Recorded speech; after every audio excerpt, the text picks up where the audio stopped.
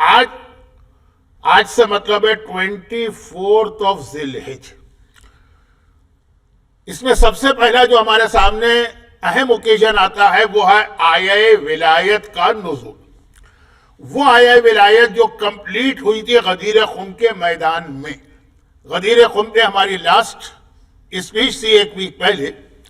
غدیر کا جو اعلان تھا، جیسے خود امام کے الفاظ ہیں کہ اصل میں تو وہ اسٹارٹ ہوا تھا آیہ ولایت سے، لیکن آیہ ولایت میں اللہ نے اتنا اوپنلی غدیر کا والا اعلان نہیں کیا تھا، اشارے دیے تھے، ان اشاروں کو سمجھنا پڑتا تھا، لیکن لوگ سمجھنے کو تیار نہیں تھے، پرپزلی انٹینشنلی جو بھی کہیے، تو پھر غدیر کا وہ اعلان اس طرح کیا گیا۔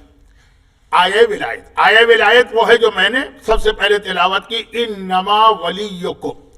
قرآن نے کہا کہ یاد رکھو کہ تمہارے مولا کون ہے، ولی مولا، اور آیت شروع ہوئی ہے انما سے، انما جس کو انگریزی میں آپ کہیں گے اونلی، تو یاد رکھو کہ تمہارے مولا اونلی یہ اللہ، انما ولیکم اللہ، تمہارا ولی اللہ ہے، ورسولہ، اور دوسرا ولی تمہارا رسول ہے، اور والذین آمنوا، تمہارا تیسرا ولی وہ ہے جو ایمان لایا، وَيُقِيمُونَ الصَّلَاةَ، اور وہ نمازوں کو قائم کرتا ہے، وَيُؤْتُونَ الزَّكَاةَ، اور اس حالت میں زکوٰۃ دیتا ہے کہ وَهُمْ رَاكِعُونَ، جب وہ رکوع کی کیفیت میں ہو۔ اونلی دوز تھری، صرف یہ تین تمہارے ولی ہے، اللہ، رسول اور حالت رکوع میں زکوٰۃ دینے والا۔ یہ صرف آیت کا ترجمہ کر رہا ہوں۔ یہ آیت نازل ہوئی تھی 24 ذی الحجہ کو، اور اس میں جو قرآن کے آیت کے الفاظ ہیں، یہی الفاظ پیغمبر نے اپنے انداز سے غدیر خم میں بیان کی۔ فَإِنَّ اللَّهَ هِيَ مَوْلَايَ وَأَنَا مَوْلَاكُمْ وَمَنْ كُنْتُ مَوْلَاهُ فَهَذَا عَلِيٌّ مَوْلَاهُ، اللہ میرا مولا ہے، میں تمہارا مولا ہوں، اور جس کا میں مولا ہوں اس کے مولا علی ہے۔ تو یہی آیہ ولایت، اللہ کی مولا ہونے کا اعلان، اناؤنسمنٹ، رسول کے مولا ہونے کا اناؤنسمنٹ، اور پھر حالت رکوع میں زکوٰۃ دینے والا، اور پھر وہی غدیر خم کا میدان۔ تو غدیر کا اسٹارٹ ہو گیا تھا آیہ ولایت کے نازل ہونے سے، اور ہر ایک کو واقعہ معلوم ہے، لیکن اس واقعے کی مختصر روایت دوبارہ سن لیجئے، گرچہ ہر ایک کو معلوم ہے، اور میرے پاس آج کہنے کو بہت ساری باتیں ہیں، لیکن مختصر روایت۔ عبداللہ ابن عباس مولا کائنات کے فرسٹ کزن بھی ہیں، اور مولا کے صحابی بھی ہیں، کمپینین، اور مولا کے شاگرد بھی ہیں، اسٹوڈنٹ، اور مولا کے سمجھی بھی ہیں۔ سمجھی کو انگلش میں کیا کہیں گے؟ یہاں غالباً انگریزی کلچر میں سمجھی ہوتے ہی نہیں ہے، شاید سمجھی بھی ہیں، یعنی ان کی بیٹی لبابہ مولا کے بیٹے عباس علمدار کی بیوی تھی، اور ان کی پہلی 3 خصوصیتیں رسول اللہ کے ساتھ بھی ہیں کہ رسول اللہ کے فرسٹ کزن ہیں، رسول اللہ کے صحابی کمپینین ہیں، رسول اللہ کے اسٹوڈنٹ۔ اور صحیح بخاری میں جو 5 جگہ پہ روایت آئی ہے وہ انہی عبداللہ ابن عباس کی ہے کہ پیغمبر نے آخر میں کاغذ و قلم مانگا اور لوگوں نے دینے سے انکار کر دیا، اور یہ بھی صحیح بخاری میں ہے نا کہ جب یہ روایت کوٹ کرتے تھے عبداللہ ابن عباس تو روتے تھے۔ جمعرات کا دن تھا، چنانچہ تھرسڈے ٹریجڈی کے نام سے وہ تاریخ میں آج بھی موجود ہے۔ یہ عبداللہ ابن عباس، پیغمبر کی بہت ساری حدیثیں ان کو یاد تھیں، اور جب پبلک ان کو دیکھتی تھی، اب یہ بات ہو رہی ہے رسول اللہ کے بہت بعد کی، ایک نئی جنریشن پیدا ہو گئی، وہ جب عبداللہ ابن عباس کو دیکھتے ہیں گھیر کے بیٹھ جاتے ہیں کہ ہمیں پیغمبر کی کوئی حدیث سنائیے۔ ایو زمانے کے ان مسلمانوں کا جذبہ تھا جو یا تو پیغمبر کے بعد اسلام لائے یا پیغمبر کے بعد پیدا ہوئے، جس کی وجہ سے پھر بہت سے لوگوں نے جھوٹی حدیثیں بنائی پبلک میں پاپولر ہونے کے لیے، جیسے آج بھی ہمارے ممبر سے بھی بہت سی جھوٹی سی باتیں بیان کی جاتی ہیں تاکہ پبلک میں لوگ پاپولر ہوں۔ لیکن عبداللہ ابن عباس تو بہرحال زمزم کا کنواں ہے، حج کا موقع ہے، مکے کا ماحول ہے، وہاں عبداللہ ابن عباس زمزم کے کنویں پہ بیٹھے ہوئے، اب حاجیوں کا مجمع، ان کو حدیثیں سنا رہے ہیں کہ اتنے میں ایک ایسا آدمی وہیں پہ آیا زمزم کے کنویں کے پاس، جس کے سر پہ امامہ ہے، عرب کا ڈریس، چہرے پہ ایک نقاب پڑی ہے، وہ بھی عربوں کا ڈریس، کیونکہ ڈیزرٹ میں جب ٹریولنگ کی جاتی ہے تو اپنے فیس کو بچانے کے لیے نقاب مرد بھی پہنتے ہیں، جس کی بنا پہ آج کل یہ بہت زیادہ مسئلہ پھیلا دیا ہے کچھ مسلمانوں نے بھی کہ اسلام میں یہ نقاب تو ہے ہی نہیں، یہ تو ڈیزرٹ کی وجہ سے یہ نقاب کا کنسیپٹ آیا ہے۔ خیر وہ چھوڑیے ایک طرف، چہرے پہ نقاب ہے، یہ عام سا ڈریس تھا ان عربوں کا جو اسی وقت مکے میں انٹر ہوئے ہوتے ہیں ڈیزرٹ سے۔ وہ عبداللہ ابن عباس کے سامنے بیٹھ گئے۔ اچھا عبداللہ ابن عباس نے کنٹینیو کیا، اب جیسے میں مجلس پڑھ رہا ہوں، اگر کچھ لوگ آئیں گے تو میری مجلس تو کنٹینیو ہوگی، لیکن اب یہ ہوا کہ ادھر عبداللہ ابن عباس پیغمبر کی کوئی حدیث سناتے ہیں، ادھر وہ آنے والا کہتا ہے کہ اے ابن عباس اب ایک حدیث میں بھی سناؤں، اور سنائیے۔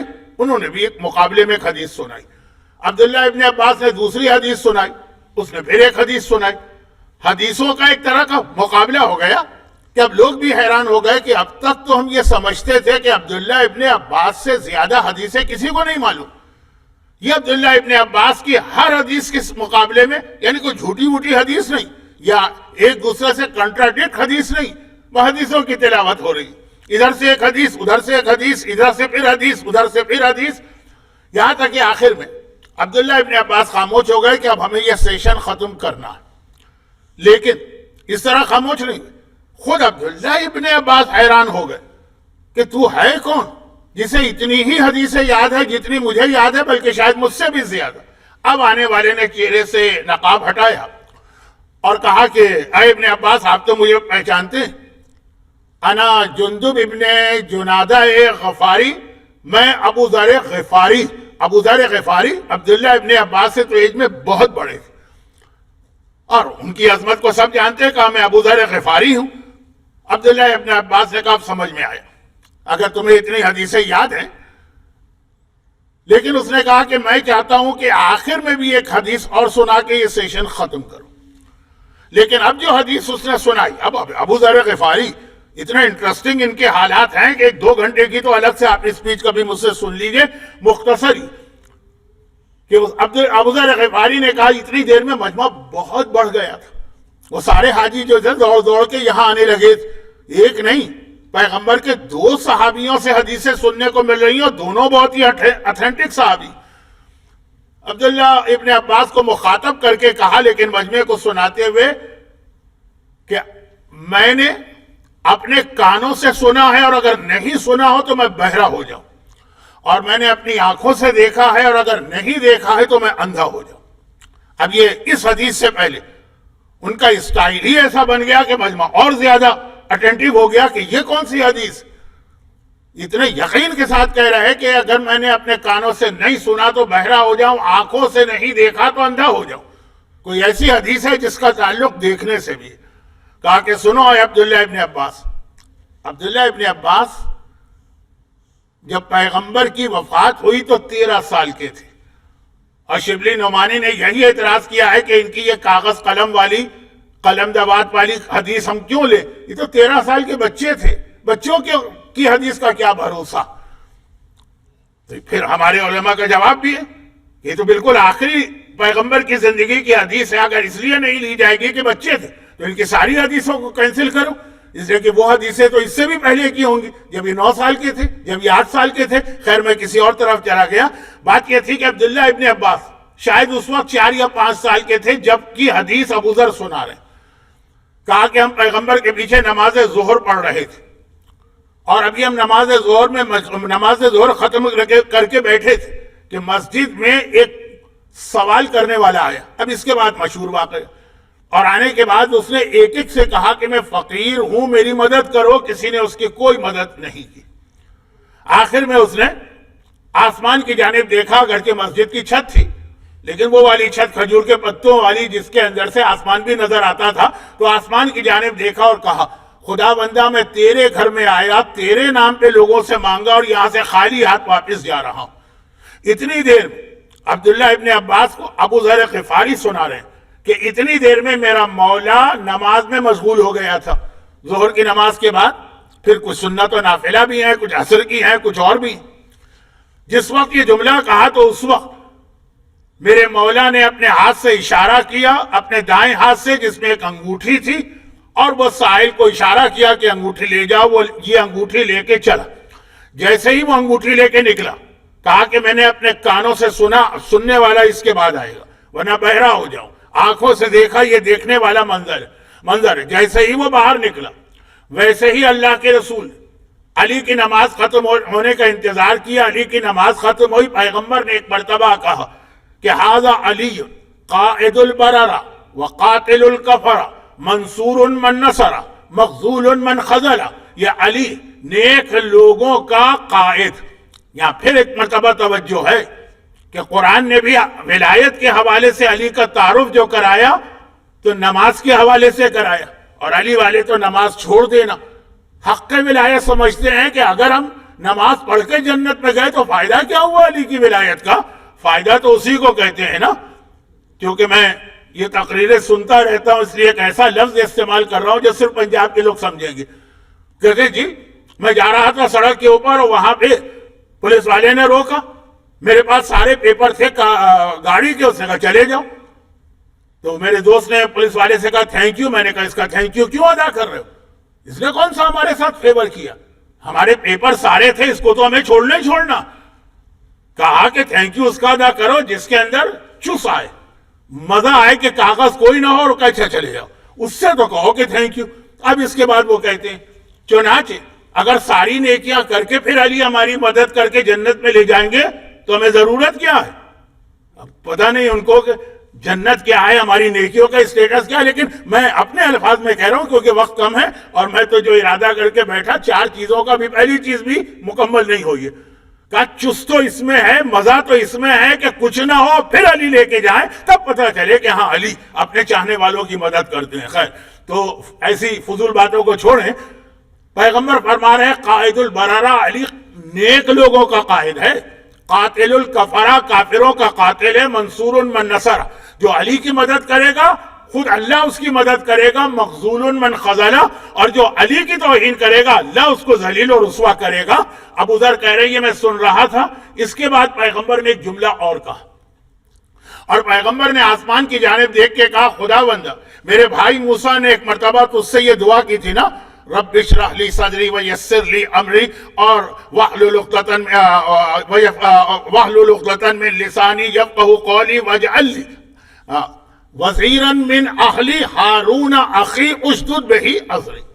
اے خدا میرے سینے کو کشادہ کر کے ہارون کو میرا وزیر بنا دے. کہا پیغمبر کا جملہ کہ یہ دعا کی تھی نا, تو میں بھی تجھ سے ایک دعا کرتا ہوں, انا محمد النبیوں کا و صفیوں کا, میں محمد ہوں تیرا نبی بھی ہوں اور برگزیدہ چنا ہوا چوزن ون ہوں صفیوں کا. اللہم اشرح لی صدری, تو میرے سینے کو کشادہ کر دے. ویسر لی امری, میرے کام کو آسان کر دے. وجعل علیا وزیرا من اہلی, علی کو میرا وزیر بنا. اور وشدد بہ ظہری, اس کے ذریعے میری کمر کو مضبوط کر دے. اور جبرائیل یہ آیت لے کے نازل ہوئے, انما ولیکم اللہ ورسولہ والذین آمنوا الذین یقیمون الصلاۃ ویؤتون الزکاۃ وہم راکعون, حالت رکوع میں زکوٰۃ دینے والے. آئے عبداللہ ابن عباس, اگر میرے کانوں نے یہ نہ سنا اور میں جھوٹ کہہ رہا ہوں تو بہرا ہو جاؤں, میری آنکھوں نے یہ نہ دیکھا ہو کہ علی نے اس طرح انگوٹھی دی تو میں اندھا ہو جاؤں. یہ واقعہ 24 ذی الحجہ کو پیش آیا. اور اس کے بعد اس سے ریلیٹڈ 2-3 باتیں اور ہیں, لیکن اب میں چھوڑ رہا ہوں صرف یاد دہانی کے لیے. اور یہ روایت ابو ذر کی چونکہ کم پڑھی جاتی ہے, میں نے پڑھ دی. یہ آج کی پہلی مناسبت ہے 24 ذی الحجہ کو. چنانچہ 24 ذی الحجہ باقاعدہ غدیر کے بعد ہماری سب سے بڑی عید ہے, ایمانی عید. تو دو وہ عیدیں جس کا تعلق اسلام سے ہے, اور 2 یہ عید ہے جس کا تعلق ایمان سے. اب آئیے دوسری مناسبت بہت جلدی سے بیان کروں. دوسرا یہ ہے کہ آج تو نہیں لیکن دنیا کے کچھ ملکوں میں آج ہمارے ایک کیلنڈر سے آنے والا کل کی رات سورہ دہر کے نازل ہونے کی رات. چنانچہ اسی لیے وہ میں نے ایک آیت کی تلاوت کی, وَيُطْعِمُونَ الطَّعَامَ عَلَىٰ حُبِّهِ مِسْكِينًا وَيَتِيمًا وَأَسِيرًا. یہ اہل بیت وہ ہیں جو یتیم کو کھانا دیتے ہیں، مسکین کو کھانا دیتے ہیں، اسیر کو، اور اس کے بعد ان کا قصیدہ پڑھتا ہوا قرآن نازل ہوا. اس کا مطلب یہ ہوا کہ 23 ذی الحجہ کو پہلا روزہ رکھا گیا،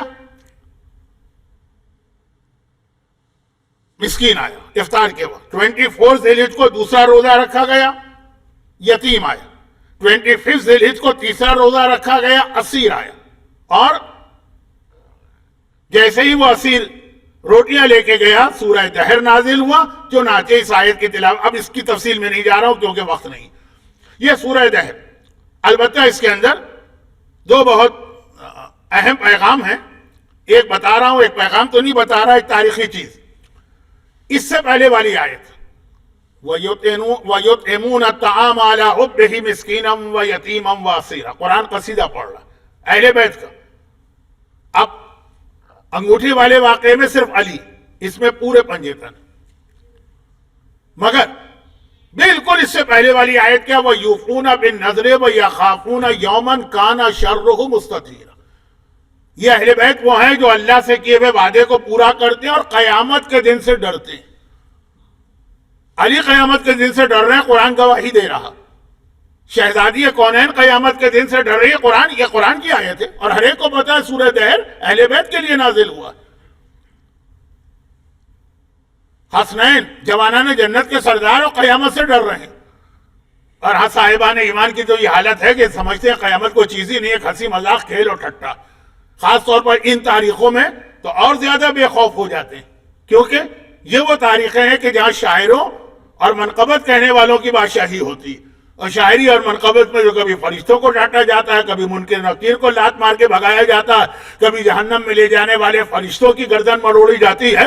اب یہ آیت آپ کے سامنے وَيُطْعِمُونَ الطَّعَامَ عَلَىٰ حُبِّهِ مِسْكِينًا وَيَتِيمًا وَأَسِيرًا إِنَّمَا نُطْعِمُكُمْ لِوَجْهِ اللَّهِ لَا نُرِيدُ مِنكُمْ جَزَاءً وَلَا شَكُورًا نَخَافُ مِن يَوْمٍ عَبُوسًا قَمْطَرِيرًا. آخری آیت بھی یہی کہ ہم تو اس دن سے ڈرتے ہیں جس دن بڑے بڑے لوگ جو ہیں ان کی سٹی گم ہوگی. میں نے بہت ہی سلینگ سے ترجمہ کر دی. اہل بیت کے عمل کو جو قرآن نے بتایا، اس سے پہلے والی آیت بھی ہے کہ وہ قیامت سے ڈرتے ہیں، اس کے بعد والی آیت بھی ہے کہ قیامت سے ڈرتے ہیں.